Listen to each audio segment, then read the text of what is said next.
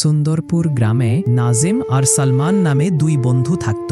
নাজিম ছিল একদম খাঁটি মেহনতি, কিন্তু সালমানটা ছিল পুরোই কুড়ে, খেতে কাজ করত ঢিলেমি করে। ওরে বাবা নাজিম, শুনে তো খুব খুশি হলাম। এবছর তোর জমিতে নাকি ফাটাফাটি ফসল হয়েছে। হ্যাঁ কাকা, এবার আমার সত্যি খুব ভালো ফসল হয়েছে। বিক্রি করলে ভালো লাভ হবে আশা করি। বাবা, তোমার ক্ষেতে মোট কত বস্তা ফসল হয়েছে রে? কাকা, 10 বিঘে জমিতে সব মিলিয়ে 300 বস্তা হয়েছে। ঠিক আছে কাকা, চলি এখন। আজই ফসল বেচতে বাজারে যেতে হবে। এই বলে নাজিম সেখান থেকে চলে গেল। একটু পরেই সালমান ও নিজের ক্ষেতের দিকে যাচ্ছিল। ওরে সালমান, কোথায় চললি বাবা? কাকা, ক্ষেতের ফসলের বস্তাগুলো আজ সকালেই ভরে রেখেছিলাম, ওগুলোই আনতে যাচ্ছি এখন। সালমান বাবা, তোরও তো 10 বিঘে জমি আছে, তাই না? তোর ক্ষেতে এবছর ক বস্তা ফসল হলো? হ্যাঁ কাকা, আমারও 10 বিঘে জমি। আমার জমিতে এবার বিঘে প্রতি 20টা করে বস্তা হয়েছে, মানে 10 বিঘেতে মোট 200 বস্তা। কি রে সালমান, তোর ক্ষেতে মাত্র 200 বস্তা কেন? তুই জানিস তোর বন্ধু নাজিমেরও তো 10 বিঘে জমি, ওর জমিতে 300 বস্তা শস্য হয়েছে। অথচ তোদের দুজনের ক্ষেতের জায়গার মাটি তো প্রায় একই। কি বলছেন? আমার বন্ধু নাজিমের ক্ষেতে 300 বস্তা ফসল হয়েছে, অথচ তো আমাকে একবারও বলেনি। ঠিক আছে কাকা, চলি আমি। সন্ধ্যায় সালমান নিজের ফসল বেচে বাড়ি ফিরল। ঘরে পৌঁছানোর পর ফসলের কম হওয়ার সব কথা সে বউ জৈনাবকে বলল। আমি জানি আপনার 100 বস্তা ফসল নষ্ট হওয়ার কারণ কি। কারণ আপনি আপনার বন্ধু নাজিমের মতো পরিশ্রম করেন না। যখন মন চায় তখন খেতে যান। এমন করলে কি চলে? ওরে বাবা, এতে আমার দোষটা কি?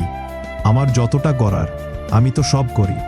এখন তুই বল, এর বাইরে আর কি করব আমি? আপনি আপনার জমিটা বেচে দিন, আর নাজিমের ক্ষেতের পাশেই ওর সমান পুরো 10 বিঘে জমি কিনে নিন।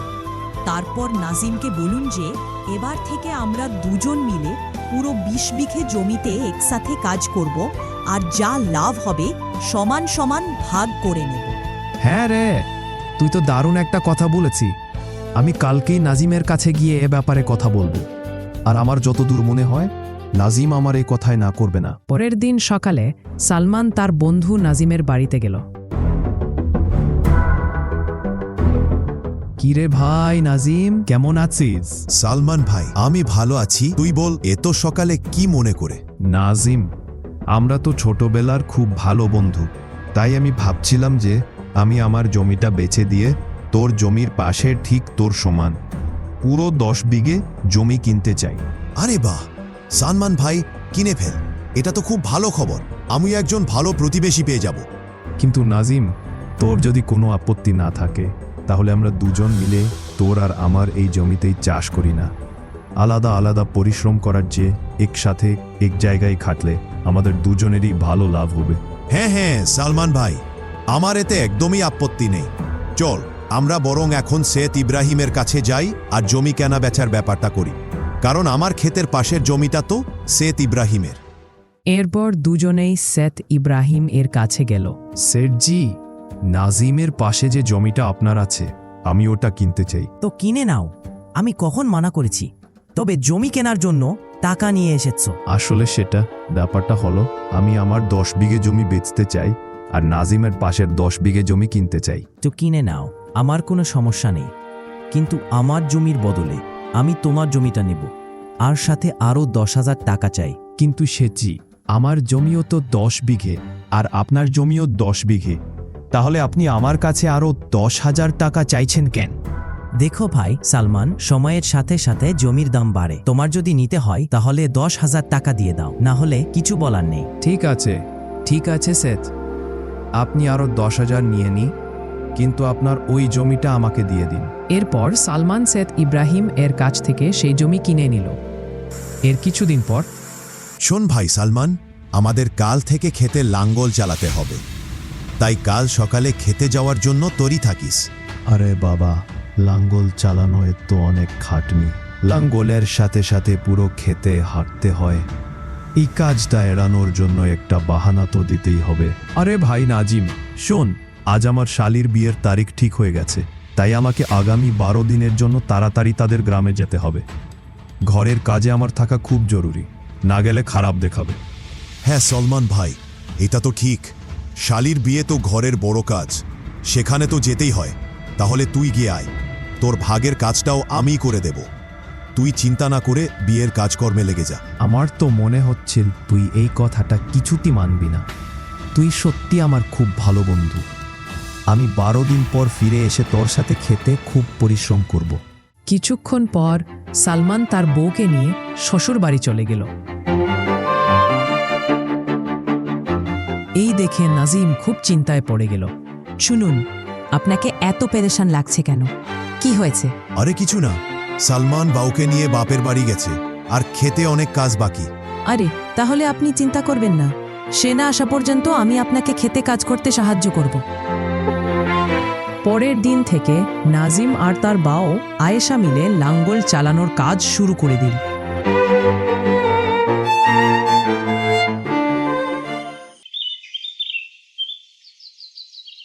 কিছুদিন পর নাজিম সালমানের কাছে গেল। শোন ভাই সালমান, পানি পড়ার মৌসুম শুরু হলো, হালকা হালকা বৃষ্টিও নামছে।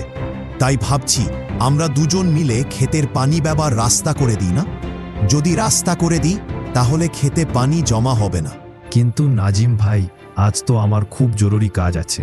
আরে কি হলো সালমান ভাই, এই সময় তোর এমন কি জরুরি কাজ এলো? আরে হ্যাঁ, তোকে বলতে তো ভুলেই গেছিলাম। আমাকে তোর ভাবিকে নিয়ে শহরে ডাক্তারের কাছে যেতে হবে, কারণ 2-3 দিন ধরে তোর ভাবির শরীর খুব খারাপ চলছে। ঠিক আছে সালমান, তুই চলে যা, আমি এখানকার সব কাজকর্ম দেখে নেব। এরপর সালমান মনে মনে ভাবল, আরে বাহ, এ তো আমার কথা কত তাড়াতাড়ি মেনে নিলে। আমার ভাগের কাজও করে দিতে রাজি হয়ে গেলা। আমরা দুজন মিলে চাষ করব। আমার এই বুদ্ধিটা তো একদম ঠিক ছিল, নইলে তো আমাকে একাই খেতে তো কাজ করতে হতো। কি ভাবছিস সালমান ভাই? তুই চিন্তা করিস না, বললাম তো আমি এখানকার সব কাজকর্ম সামলে দিচ্ছি।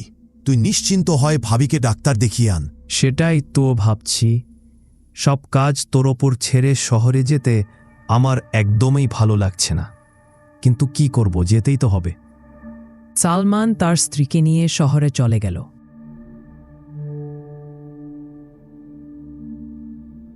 অন্যদিকে নাজিম বৃষ্টিতে ভিজতে ভিজতে নিজের খেতে পানি বেরোনোর রাস্তা বানাতে লাগল। তারপর রাত হলো। শুনুন, আমার এমনটা মনে হচ্ছে যে যখন খেতে কোনো কাজ থাকে না তখন আপনার বন্ধু সালমান বাড়িতেই থাকে, কিন্তু আপনার খেতে কাজ পড়লেই সে কোনো না কোনো অজুহাত তৈরি করে। আমার সন্দেহ একদম ঠিক, সে ইচ্ছাকৃতভাবে অজুহাত দেয় আর শহরে চলে যায়। তুমি এ কি বলছি? তুমি এমন বলে আমার আর আমার বন্ধুর মধ্যে ঝগড়া লাগাতে চাইছি? ও আমার ছোটবেলার বন্ধু, ও আমাকে কখনো ধোঁকা দিতে পারে না। আমার কথায় আপনার একটু বিশ্বাস হচ্ছে না, তাই না? দেখে নেবেন, কিছুদিনের মধ্যেই আপনার সত্যিটা জানতে পারবেন। এরপর এভাবেই কিছুদিন কাটল। ফসল কাটার জন্য তৈরি হলো। সালমান ভাই, চল আজ আমাদের ফসল কাটতে হবে, কারণ আজ সন্ধ্যাতেই আমার বউকে নিয়ে শালির বিয়েতে যেতে হবে। আজ ফসল না কাটলে কাল থেকে নষ্ট হতে শুরু করবে। হ্যাঁ নাজিম ভাই, চল আজ আমরা ফসল কেটে বস্তায় ভরে ফেলি। এরপর তারা দুজন খেতে গেল এবং পুরো ফসল কেটে বস্তায় ভরে নিল। ঠিক আছে সালমান ভাই, এবার তো সব ফসলের বস্তা ভরা হয়ে গেছে আর সন্ধ্যাও হয়ে আসছে। শালির বিয়েতে যাওয়ার জন্য বেরোচ্ছি।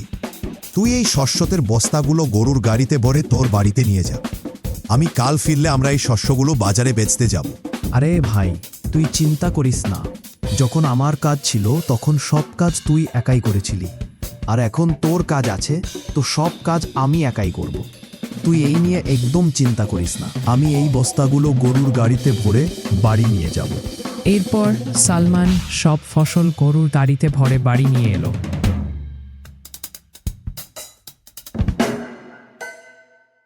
সব ফসল এখানে কেন নিয়ে এসেছেন? বাজারে বেচে এলেন না কেন? ওটা কি জানিস? নাজিম ওর শালির বিয়েতে গেছে, ও কাল সকালের মধ্যে ফিরবে। ও ফিরে আসার পরে আমরা এই বস্তাগুলো বাজারে বেচতে যাব।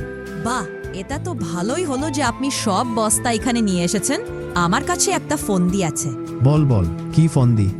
আর ফসল এখানে আনা কেন ভালো হলো? দেখুন, আপনার বন্ধু কাল সকালের আগে আসছে না। এর মধ্যে আমরা যদি এই সব বস্তা ঘরের পেছনের ঘরে লুকিয়ে রাখি, তাহলে সব ফসলের টাকা শুধু আমাদেরই হবে। হ্যাঁ, তুই তো একদম ঠিক বলেছিস। কিন্তু নাজিমকে আমরা কি বলবো যে সব ফসল কোথায় গেল? আরে বাবা, এর চিন্তা আপনি করবেন না। কাল সকালে যখন আপনার বন্ধু ফসল নিতে আসবে তখন বলে দেবেন যে সব বস্তা ঘরের বাইরেই রাখা ছিল আর জানি না কোথা থেকে যেন চোরেরা চুরি করে নিয়ে গেছে।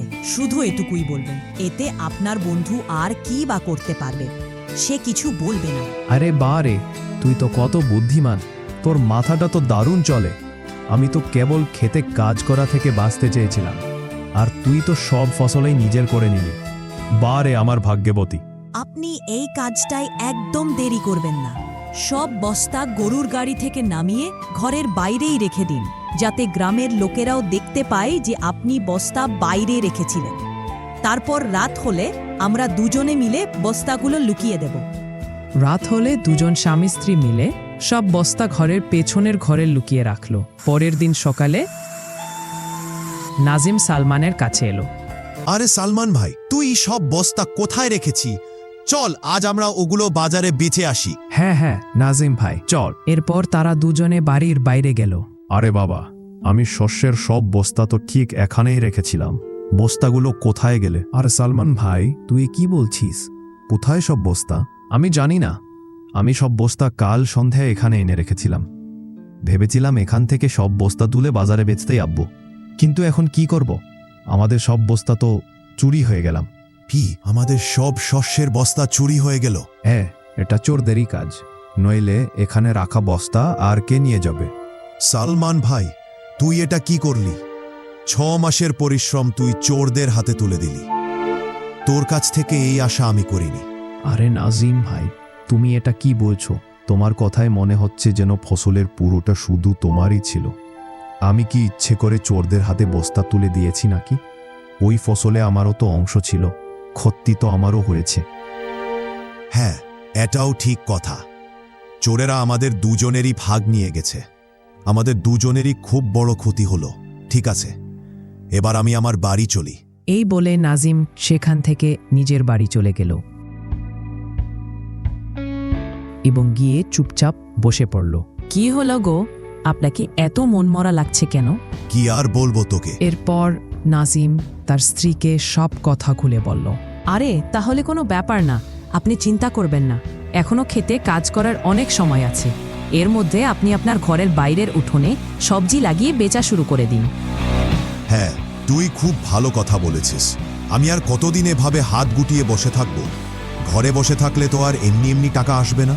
এরপর নাজিম সবজি লাগানোর জন্য ঘরের বাইরের উঠোন খুঁড়তে শুরু করলো। খুঁড়তে খুঁড়তে হঠাৎ সে একটি কলসি দেখতে পেল। আরে, এটা তো সোনা চান্দিতে ভরা একটা কলসি। এটা তো আমার দারুণ ভাগ্য। আমার ফসল যদি চুরি না হতো তাহলে আমি এখানে কখনো সবজি লাগাতাম না, আর জমিন খুঁড়তামও না। এর থেকে একটা সোনার মুদ্রা বেচেলেও আমার ফসলের সমান টাকা হয়ে যাবে। এরপর নাজিম ভেতরে গিয়ে সব কথা তার স্ত্রীকে জানাল।